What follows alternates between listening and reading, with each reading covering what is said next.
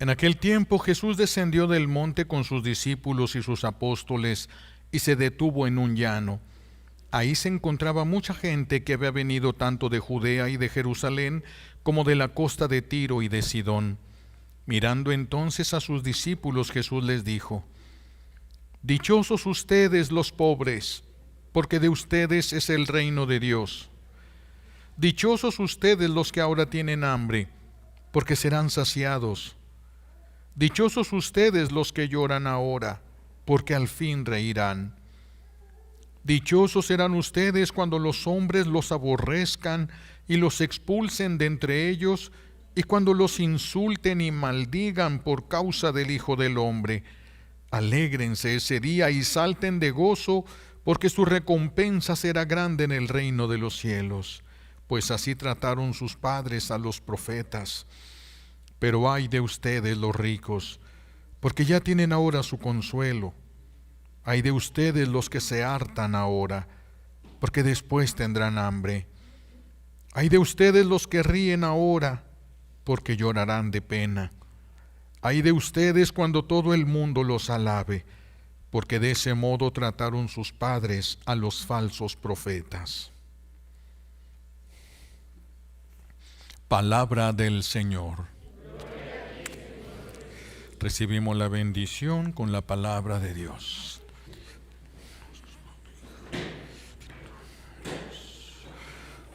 Siéntense, por favor. Gracias.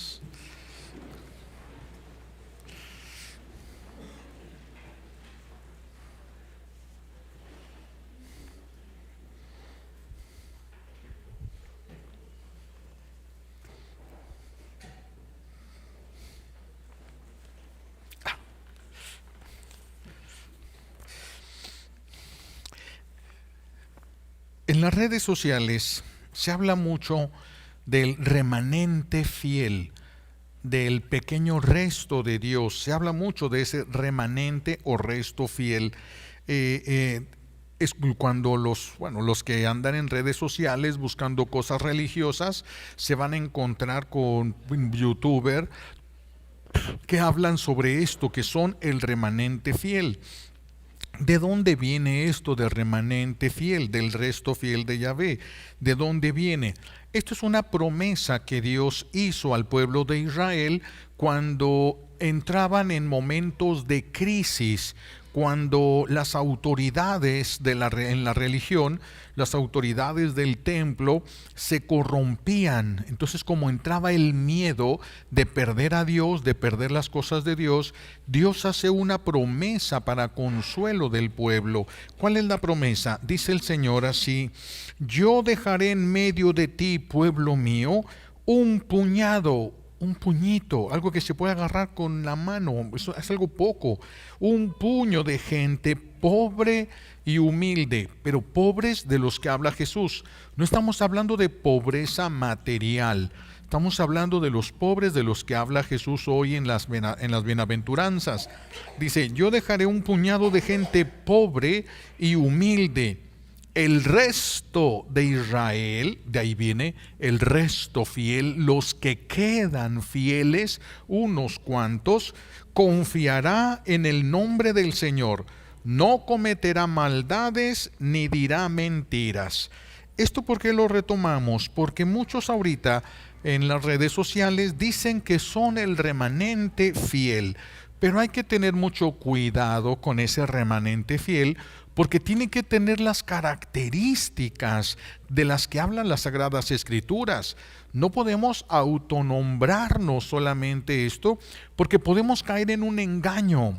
Podemos caer por un amor a Dios incluso. El enemigo de Dios puede utilizarlo para engañarnos y alejarnos de Dios, ¿sí? Y por eso vamos a encontrar algunos youtubers que se dicen que son del resto fiel, pero están resentidos. Esto no puede ser, porque el resentimiento va contra el amor, y el que no ama no está con Dios.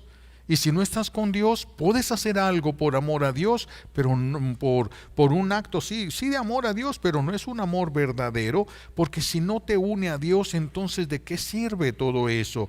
Y cuando están resentidos, hablando con violencia, cuando dejan de crecer en el amor, cuando no hay humildad, eso los hace manipulables. ¿Todos podemos ser manipulables? Sí. El ejemplo lo tenemos claramente en Santiago y Juan. ¿Quién mejor que ellos, apóstoles que amaban santamente a Jesús mucho? Y Jesús va a Jerusalén y entonces manda a decir con unos apóstoles a los samaritanos que si lo dejan entrar, si le dan posada para descansar ahí. Y los samaritanos se dan cuenta que Jesús iba a Jerusalén, ellos están peleados con los judíos, no lo dejan entrar. Y por amor a Jesús, les indigna todo lo que Jesús ha hecho por los samaritanos, tantos milagros, se les enciende la sangre y están manipulados ya. Se les encrespan las cejas, se les ponen los pelos, se les endurecen los músculos, aprietan las manos, ya no están con Dios. Ya se cambiaron de bando, ya se cambiaron. Es la única vez que Jesús va a regañar a Juan. Es la única vez en el Evangelio que Jesús va a regañar a Juan. Esto es una reacción diabólica. ¿Quieres que hagamos bajar fuego del cielo para que los queme? Cuando alguien se equivoca y nosotros tenemos una reacción exagerada, estamos manipulados. Estamos manipulados. Cuando estamos deseando el mal, no podemos tener a Dios en nuestro corazón. No podemos. Por eso muchos que se dicen el remanente, pero están celosos de la gloria de Dios. No es el remanente fiel, no es de los que Jesús habla, no es de los pobres de Yahvé. No se parecen a Dios. No se parecen a Dios absolutamente en nada. Y eso no solamente pasa en las iglesias, esto pasa en las familias. ¿Cuántas abuelas no le hablan o a sus hijos o a sus nietos porque perdieron la fe? Porque se han salido, traicionaron la fe, porque hablan pestes de los sacerdotes y de todo y se enoja. Piensan que es la ira santa la que les viene en el corazón. No, mis hijos, es manipulación. Porque cuando Pedro sacó la espada en el huerto de los olivos para defender a Jesús y tiró el espadazo, le hubiera tumbado la cabeza a Malco si no se pone de lado, y le tumbó la oreja. ¿Y qué le dijo Jesús? ¡Ey, guarda tu espada! No necesito ni tus enojos, ni tus malas palabras, ni tus violencias para implantar el reino del amor. No necesito de esas malas palabras, de esas violencias, no necesito de eso. No lo necesita, no es la forma como el reino de Dios se va a implantar en este mundo. Por eso lo regaña Jesús a los apóstoles y tampoco va a estar de acuerdo con nosotros. Si entonces, no me hacen caso, pues espero que les truene la casa, que se les quemen las patas, que le pase algo para... No puedes. Te estás pareciendo a Santiago y Juan y vas a ser regañado por el Señor. No puedes. ¿Acaso una falta de amor va a provocar que una persona regrese a Dios? ¿Una falta de amor va a provocar que las personas regresen a la iglesia? No es el camino. Dios no ocupa nuestra violencia, no ocupa esa fidelidad desordenada, no ocupa ese amor que es manipulado, no ocupa de eso. Si la iglesia se llegara a corromper, que como ya ha sucedido en repetidas ocasiones a lo largo de la historia, la iglesia, acuérdense que Jesús le dijo a Pedro: Satanás se ha presentado ante el trono del Padre para pedirle que le dé permiso de cernirte, pero no te preocupes, yo he orado por ti. Yo he intercedido por ti. Pero desde entonces el enemigo está en contra de la iglesia. Es el enemigo a vencer. Es el enemigo que tiene que vencer. Y sigue queriendo destruir la iglesia. Sigue queriendo destruir la iglesia. No es algo que dijéramos: ay, Dios no sabía esto, a ver qué se le ocurre. No. Dios ya todo lo sabía, Él lo conocía. Él conoce el futuro perfecto. Nosotros no, nosotros nos imaginamos. Los ángeles tampoco conocen el futuro perfecto. Por eso nadie sabe cuándo es el final del mundo. Eso solamente lo sabe Dios, porque es el único que conoce el futuro perfecto. Entonces, El Señor ya sabía que el pueblo de Israel iba a ser atacado, que iba a ser despedazado, por eso tuvo que ser muchas veces, tuvo que ser corregido drásticamente el pueblo de Israel. Y también sabía Jesús que la iglesia iba a ser atacada, por eso también la promesa que le hace a Pedro: los poderes del infierno no prevalecerán contra las puertas de la iglesia. Ya está dicha la profecía. El Señor ya sabía que iba a haber muchos ataques del enemigo de Dios. Por eso, en la historia nos vamos a encontrar, en la historia de la iglesia, nos vamos a encontrar antipapas. Más de 10 antipapas ha tenido la iglesia. No recuerdo ahorita el número exacto, pero ha tenido más de 10 antipapas la iglesia. Algunos fueron enemigos de la iglesia que lograron infiltrarse, parecían buenos y llegaron hasta las más altas esferas de la iglesia. Y algunos infiltrados llegaron hasta allá. Otros sí fueron llamados por Dios. Pero la ansia, el dinero y el poder los echaron a perder. Los deseos de cosas del mundo los echaron, y eran buenos, pero se hicieron malos. Eran buenos, pero eran libres también y podían escoger el bien o el mal, y escogieron el mal. Entonces en la iglesia por eso ha habido antipapas. Estos antipapas, algunos han hecho un despedazadero de la iglesia terrible, una carnicería de la iglesia, pero luego el Señor corrige porque es su iglesia. Si fuera de nosotros, ya no la hubiéramos acabado con tanto escándalo. Pero la iglesia no es de nosotros, la iglesia es de Cristo, por eso no nos la podemos acabar, porque es de Cristo, es de Él, es de Él. Entonces por eso ha habido varios antipapas en la iglesia, y por la misma razón hay obispos santos y hay obispos corruptos, desviados de la verdad. Hay sacerdotes santos y hay sacerdotes corruptos que viven una vida de mundo, o hasta peor que los que están en el mundo. De todo hay. Pero ¿por qué se metieron? Algunos sí fueron llamados por Dios, pero se corrompieron, y otros se metieron ahí para refugiarse o con la intención misma de destruir la iglesia. Así de que no podemos nosotros escandalizarnos porque hay problemas, porque hay cosas, hay escándalos en la iglesia.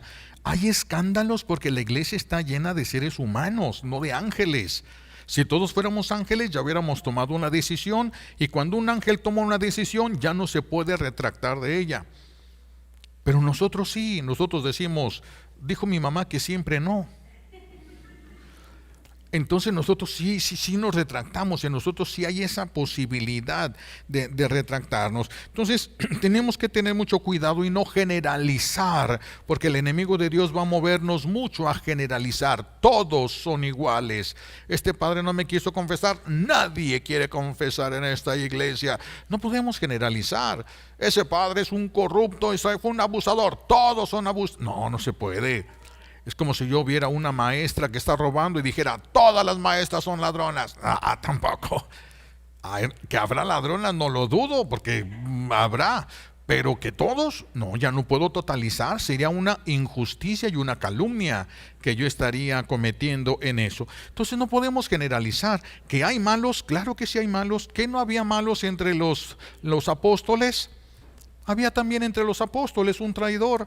En la iglesia siempre va a haber Judas, siempre va a haber un Judas en las iglesias, siempre va a haber alguien así.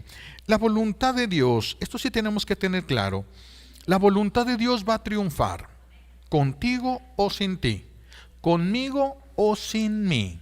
La voluntad de Dios va a triunfar.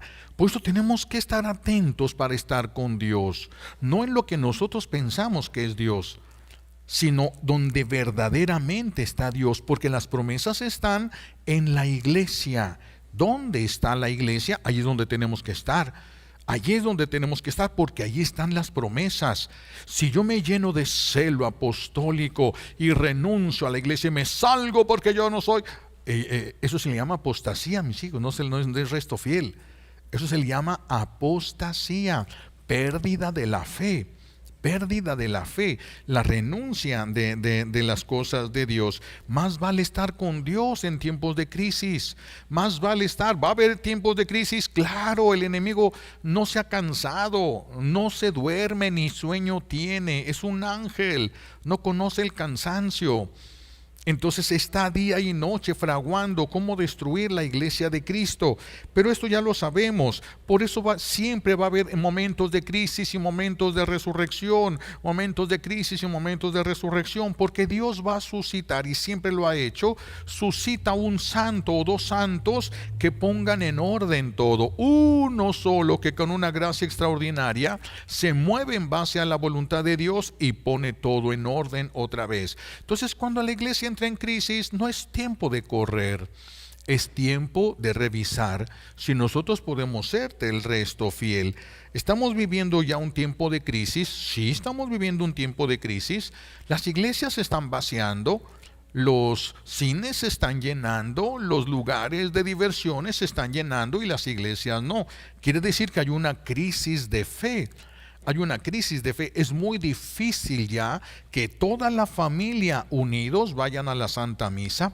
Ya es muy difícil ahorita. Es muy difícil que se rece el rosario todos en familia, porque todos van a querer hacer cualquier cosa, hasta la tarea, en lugar de rezar el rosario. Lo que sea. Y es bien difícil. Estamos en tiempos de crisis de fe. Estamos en tiempos de crisis. Y no solamente los que se salen de la iglesia, no solamente la abandonan, sino que la atacan a la iglesia, la están atacando a la iglesia, y dicen muchos que son el remanente fiel. Es que son fieles a Dios, dicen, y se lanzan contra todo aquello que se les enciende la sangre, porque piensan o consideran que va contra la voluntad de Dios, ¿sí? Y por eso se llaman el resto fiel. Pero según la palabra de Dios, el resto fiel tiene características. Primera, la humildad. Es la primer característica del resto fiel, la humildad.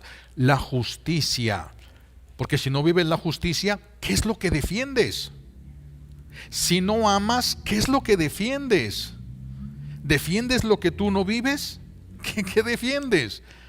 El resto fiel lo tiene que vivir y lo tiene que soportar todo esto, lo tiene que soportar. Por eso se tiene que tener características, la confianza en Dios. El resto fiel no se anda mordiendo las uñas pensando qué va a hacer. El resto fiel sabe que todo está en las manos de Dios. Todo está en las manos de Dios. Él es el que tiene el control sobre todas las cosas, absolutamente sobre todo. Él es el que tiene el control. Entonces necesitamos trabajar para conocer la verdad. ¿Qué tal si ponen en nuestra mente ideas contrarias a Dios que parecen que vienen de Dios? Entonces necesitamos el conocimiento de la verdad revelada, no lo que cada quien crea que es verdad. Eso no sirve de nada. Eso no sirve de nada, porque podemos ser manipulados o podemos confundirnos nosotros mismos. La verdad que ha sido revelada por Dios, esa es la que tenemos que conocer. Es decir, tenemos que caminar por caminos de santidad.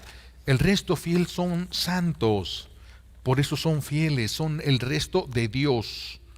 Los que son de Dios, lo poquito que queda, pero que es muy de Dios. Ese es el verdadero remanente fiel, el resto fiel. Dice San Pablo a los Corintios, en su carta a los Corintios, el Señor ha escogido a los que nada valen a los ojos del mundo, es decir, a los humildes, a los ignorantes, para reducir a la nada a los que valen. Fíjense qué importante. Entonces lo que necesitamos es ser de Dios, para que Dios nos mueva, ser de Dios. Porque si nuestros actos, a lo mejor yo creo en Dios, pero actúo contra Él, actúo contra su reino, al yo llevar la violencia, la división, la guerra a los demás, eso no viene ya de Dios. Nuestra lucha es permanecer pequeños. Esa es nuestra lucha, permanecer pequeños pero unidos a Dios. Pequeños pero unidos a Dios en el amor. Nuestra guerra contra los que han perdido la fe no es con armas, no es con insultos, no es con violencias, no es con esto que se va a conquistar, sino cuando los demás vean el reino del amor en ti y sean conquistados por el amor de Dios que está en ti. El amor conquista. El amor sí puede conquistar al mundo, sí puede hacerlo. Nuestras palabras, puesto tienen que llevar el sello de Dios, tienen que estar escritas no con tinta, sino con la sangre de Cristo, para que queden impregnadas, selladas, tatuadas en el corazón y en la mente de la persona, si se dicen con amor. Porque si se dicen con violencia, la persona solo se va a quedar con la mala palabra que dijiste, no se va a quedar con las demás palabras, se va a quedar con lo malo que hayas hecho. De eso se va a encargar el enemigo de Dios, que no se acuerde más que de la mala palabra, para que se suscite resentimientos, rencores y deseos de venganza. Lo demás bueno que dijiste no se va a acordar, se le va a borrar de la mente. Por eso no podemos nosotros defender el reino de Dios con malas palabras. No podemos defender el reino de Dios con violencias. No podemos defender al reino de Dios con desamor. No podemos, no se puede hacer eso. Nuestras palabras tienen que llevar la tinta de la sangre de Cristo, porque no se van a poder defender contra la sangre de Cristo. Podrán entercarse, pero no se van a poder defender. Van a saber que están equivocados, aunque no lo quieran aceptar. Estos son los pobres verdaderamente, son de los que habla Jesús, los que son de Él. Fíjense en este detalle. Aquí, en ese tiempo, por esas características, a Dios no lo buscaban en el templo, sino en los llanos donde Jesús estaba. Ahí donde Jesús estaba, allí iban. Allí iban. ¿Por qué nosotros entonces aquí en el templo? Porque aquí está bajo la forma sacramental de pan. Y venimos a buscarlo también nosotros a Él. Esos son los pobres de Yahvé. Tengan dinero o no tengan, eso no tiene nada que ver. Tengan dinero o no tengan. El pobre de Yahvé es el que reconoce que depende de Dios. Reconoce que depende de Dios. Sabe abandonarse en Dios. No todos saben abandonarse, algunos quieren dejarle todo a Dios. Y le echan lo que ya no pueden. Sí, primero echan a perder a los hijos, y cuando el hijo no le hace caso, ahí te lo entrego, Señor. Ya, ¿para qué se lo entregas? Está de perder. Se lo has entregado derechito, ¿verdad? El Señor te lo santifica. Pero pues así como, pero bueno, algunos por lo menos así lo hacen, otros ni entonces, ¿verdad? Pero bueno, entonces estos son los pobres, los que reconocen que dependen de Dios. El humilde, ese es del resto de Yahvé. Porque qué tanta humildad hay ahorita, qué tanta humildad queda en la iglesia, qué tanta humildad queda en los que decimos que tenemos fe, qué tanta humildad hay ahí. El pobre de Dios es agradecido con lo que recibe de Dios. Y recibimos cosas buenas y recibimos cosas malas. A veces Dios permite el mal en nuestra vida y lo permite para nuestro bien. Si no, no lo permitiría. Lo permite para nuestro bien y lo permite por la libertad humana. Porque nosotros somos libres para hacer el bien o para hacer el mal. Entonces el Señor es el que él puede permitir. El pequeño de Dios sabe aceptar todo de Dios. Lo bueno y lo malo. Si aceptamos lo bueno, ¿por qué no vamos a aceptar las cosas difíciles que nos va presentando en el camino? El pequeño, el resto fiel de Dios, no busca ser grande, busca ser de Dios. No busca tener la razón, busca estar en el amor de Dios, busca estar en el amor de Dios. Por eso, el que pertenece al resto fiel no puede ser agresivo, sino manso, porque es resto fiel de Dios y tiene que reflejarlo a Él. Por eso la mansedumbre, por eso la mansedumbre, la felicidad. El resto fiel no son resentidos. El resto fiel es gente feliz. Es gente feliz porque sabe que irá al cielo. Va a ir al cielo para estar con Dios. Entonces el que pertenece a este resto fiel son personas felices, tienen paz en su corazón, están bien con Dios. Están bien con Dios, aunque el mundo no los entienda, aunque el mundo los ataque, están bien con Dios. No les han arrebatado lo que más quieren, el cielo.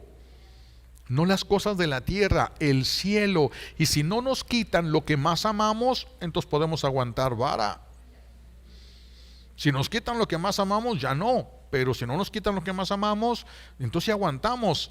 Pero cuando lo que más amas no es Dios, entonces sí es muy fácil que explotes y que te pongas a hacer cosas que nunca debiste haber hecho. Por eso el pobre de Dios, el anahuín, así se les llamaba, aquellos que se presentaban como limosneros delante de Dios. Los anahuín, estos prefieren perderlo todo antes que perder el cielo. Por eso no entran en conflictos, no entran en conflictos con las demás personas, no declaran la guerra a nadie, porque no quieren perder a Dios ni quieren perder la paz. Prefieren perder a los ojos del mundo que perder a Dios en sus corazones, aunque tengan la razón. Aunque tengan la razón y pueden demostrar que esa persona está mal, no le declaran la guerra. Como hemos dicho en otras ocasiones, el ejemplo que hemos puesto del señor que llegaba todos los días y aventaba los calcetines sucios en la cama, y su esposa se enojaba porque a ella le gustaba todo en su lugar, todo en orden, y el orden es bueno, pero pues él aventaba los calcetines ahí y le pone una cesta a un lado de la cama para que ponga los calcetines ahí, y él sigue aventando los calcetines a la cama. Tiene dos opciones esa mujer: o le declara la guerra toda la vida para que se estén peleando, gritando, insultando, humillando, resentidos, o agarra los calcetines y ella los echa a la cesta. Ella es la que va a decidir. Ella es la que tiene que decidir qué es lo que va a hacer. Pero es injusto. Pero estás evitando una guerra.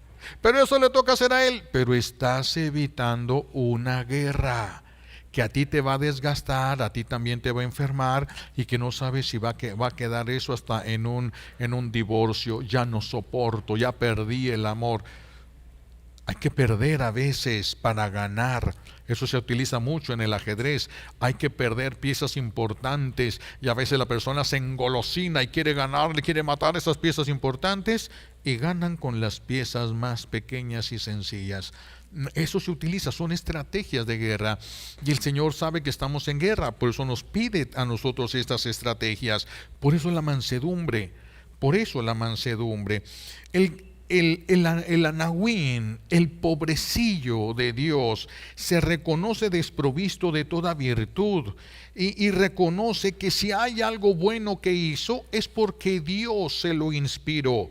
Y sí, es lo que dice Santa Teresita: de nosotros no sale de nuestro corazón nada bueno. Todo lo bueno que hacemos o lo bueno que salga del corazón viene de Dios.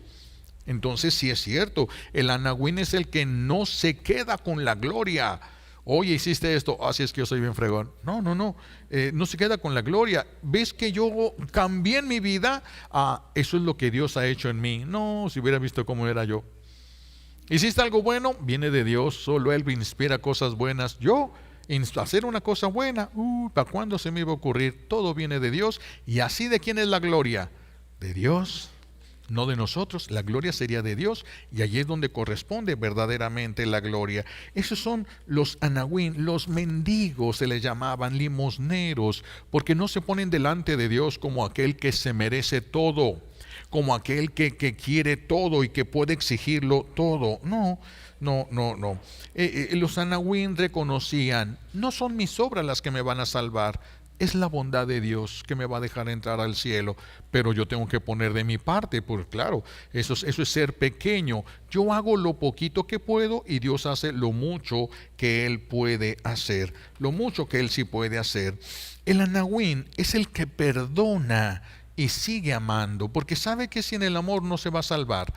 Es el pequeño, el que prefiere perder, pero no le declara la guerra a nadie, no provoca guerras ni participa de las guerras que hay, porque todos los que entran en guerras tratan de ganarse adeptos. Vente tú para que seamos 2 contra aquel, 20, 3 contra aquel, 4 contra aquel, 20, vamos haciendo más fuerza entre nosotros. No se trata de eso. No se trata. El anahuín no provoca guerras ni participa en ellas, sino no son el resto fiel, no son el resto de Dios. Dice Jesús también, aparte de las bienaventuranzas, hoy Jesús habla también de lo que se llaman malventuranzas, los ayes de Jesús. Ay de ustedes. Con tristeza y con dolor Jesús habla: ay de ustedes. ¿A qué se refiere con los ayes el Señor? Ay de ustedes, ay de los que tengan la misma comezón que tenía Satanás, la misma comezón que tenía el hijo pródigo. ¿Cuál? Ser feliz sin Dios, ser feliz sin leyes, que nadie me limite, que nadie. Pero tú has sido creado, tú te debes a tu creador. Tú no eres tu creador. Entonces, nosotros dependemos, somos de aquel que nos creó, y es lo mejor que nos pudo pasar, que Dios nos hubiera creado y que nos hubiera creado para Él. Por eso el Señor dice, ay de los ricos. Ay de los ricos que hayan puesto toda su complacencia. Sí, trabajé porque esta era la casa de mis sueños. Ya estoy en la casa de mis sueños. Ah, qué felicidad. Ah, esa era tu recompensa, ese era lo que buscabas. Pues eso tienes como recompensa de todos tus esfuerzos. El que tiene como recompensa solamente a Dios, ese va a caminar sin poner tanto la mirada en las cosas de este mundo. Son estos ayes que Jesús nos habla, son los ricos que utilizan el dinero para pecar, para alejarse de Dios, para complacencia personal sin Dios. Esos ya tienen ahí su consuelo. Eso es lo que querían tener, ya lo tienen, ya. Hasta ahí topan, hasta ahí llegaron. Por eso dice Jesús que nos tenemos que cuidar. Tenemos que cuidarnos y nos da cosas para que pensemos y podamos nosotros valorar qué tanto estamos avanzando hacia Dios y qué tanto no. Por ejemplo, si los malos hablan mal de ti, primero si los malos hablan bien de ti, es porque eres como ellos. Si los malos te aceptan, es porque eres como ellos. Por eso te aceptan. Si los malos no te aceptan, alégrate. No te enojes. Oye, es que estos no quieren. No te enojes. Si los malos no te aceptan, es porque no eres como ellos. Por eso, alégrense, dice Jesús. Alégrense. No le dan a uno ganas de alegrarse, pero hay que alegrarse porque cuando veas la recompensa que vas a recibir, wow, dice Jesús, brinca de alegría. Wow, entonces va a ser muy grande. Para que uno brinque de alegría es porque la recompensa es muy grande. Si el mundo habla bien de ti, es porque tus acciones están conforme a los criterios del mundo y no a los criterios de Dios. Porque los criterios de Dios no van con los criterios del mundo. Entonces, si el mundo te aplaude, si el mundo, tristemente ahorita cuántos jóvenes y adolescentes quieren ser youtubers famosos y para eso tienen que venderse al mundo. Tienen que venderse al mundo y van a vender la bendición por un plato de lentejas. Eso ya ha sucedido desde el principio de la humanidad. Eso no es algo nuevo, no es algo que está aquí. Eso desde el principio de la humanidad lo encontramos en el libro del Génesis y al principio del libro del Génesis. Por eso dice Jesús, otra cosa, otro detalle que también tenemos que entender.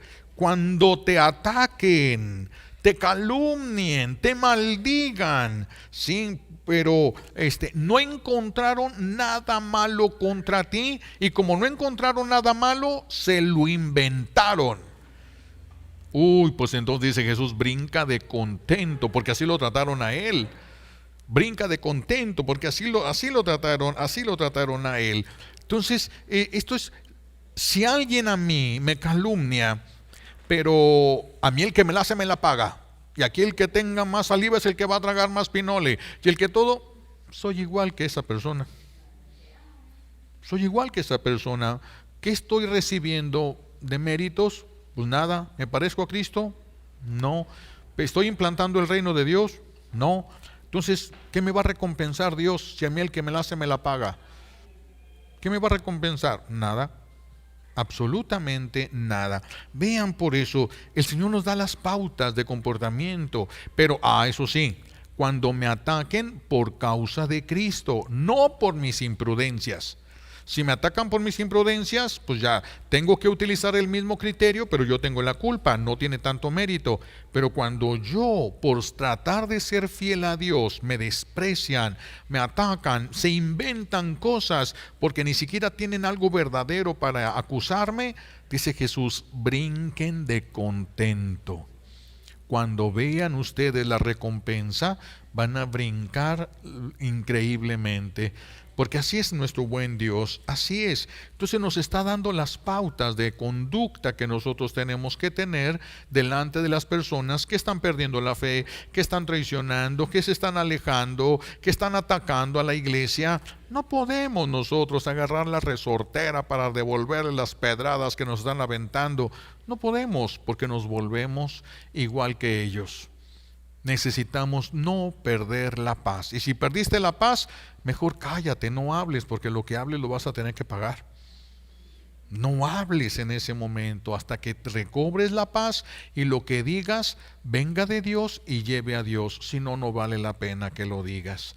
Si vas a implantar con eso, si lo que vas a decir viene del infierno y va a implantar un infierno ahí y va a llevar a todos al infierno, mejor cállate. Mejor cállate, ¿para qué exponernos a todos esos? Son sabiduría divina.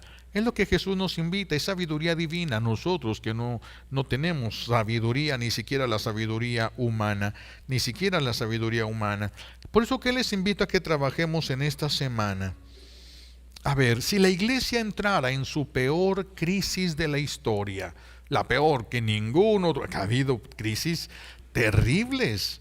Verdaderamente la iglesia persiste porque Dios la sostiene.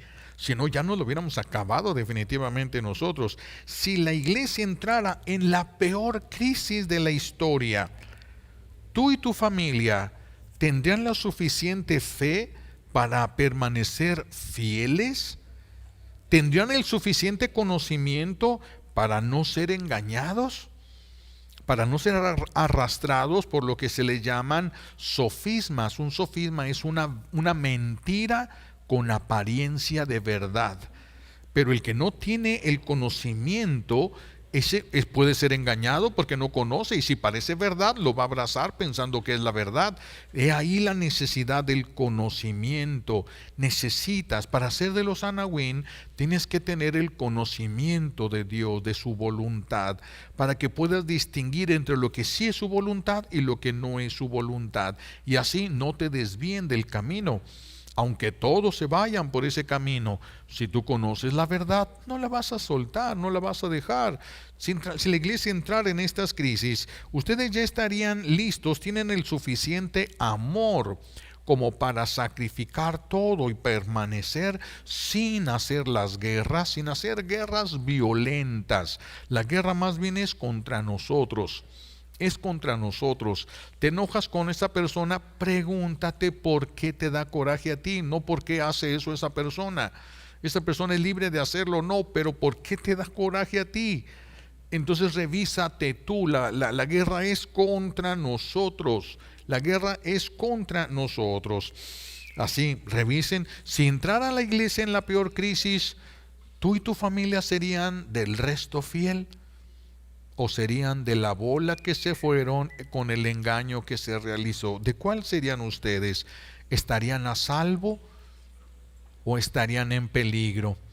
Si ustedes consideran que pudieran estar en peligro, entonces ponte a trabajar las características de lo que son los pobres de Dios, el remanente fiel, ¿sí? Los Anahuín. Ponte a revisar, ponte a trabajar eso en tu vida, para que a lo mejor no toque ninguna crisis fuerte, que si la hay ahorita en la iglesia, pues muchos están saliéndose de la iglesia, pero si no hubiera una crisis fuerte en tu tiempo, pues la va a haber, puede haber en el tiempo de tus hijos, o puede ser en el tiempo de tus nietos. Tienes que dejar preparados a todos cuando te vayas. Tienes que dejar preparados a todos. Y tenemos que apresurarnos. ¿Cuánto tiempo tienen ustedes para preparar a sus hijos? Por la cara que traen, ya muchos mañana les vamos a poner santos óleos ahorita de que salgan. No sabemos, nadie sabe. Entonces no desperdiciemos el tiempo ni las energías. No seamos de los que creen que pueden salir y enfrentar a los hermanos que andan ahí con su Biblia bajo el brazo tocando puertas, y quieras llegar tú para hacer un alarde de echarles encima una Biblia de 5 kilos para que no se puedan levantar. Eso va a hacer que alguien regrese. Eso de veras, el anahuín, mejor hay que pertenecer a Dios, ser de Dios, no solo trabajadores de Dios, ser de Dios, ser de Dios. Y tenemos que trabajar eso, eso no es gratis, eso nos toca trabajarlo a nosotros, vivir con justicia, buscar la santidad, necesariamente tenemos que buscar la santidad. Y así, el día que se muere un anahuín, el día que se muere alguien que es de los pobres de Dios, no se muere, se va con Dios. El que se muere sin ser santo, quién sabe a dónde vaya. Pero el que se muere siendo santo, ya sabemos todos a dónde va. Se muere una persona que es muy santa, ya pues todos agarramos platillos y la banda chunta, chunta, chunta, chunta, chunta, chunta, fiesta, pues va para el cielo. Pero cuando se muere alguien que no fue santo, ¿para dónde va? ¿Quién sabe? Pues, ¿cuál fiesta haces? No sabes dónde quedó, si en el cielo, si alcanzó el purgatorio, si en el infierno, no sabes dónde quedó, por eso no se puede hacer fiesta. Si ustedes se murieran, no, mejor no se mueran. Ahorita vamos a pedirle a nuestro buen Dios nos conceda las gracias que necesitamos por los méritos de Jesucristo en la cruz y por la poderosa intercesión de la Santísima Virgen María al pie de la cruz. Alabado sea Jesucristo, ahora y por siempre.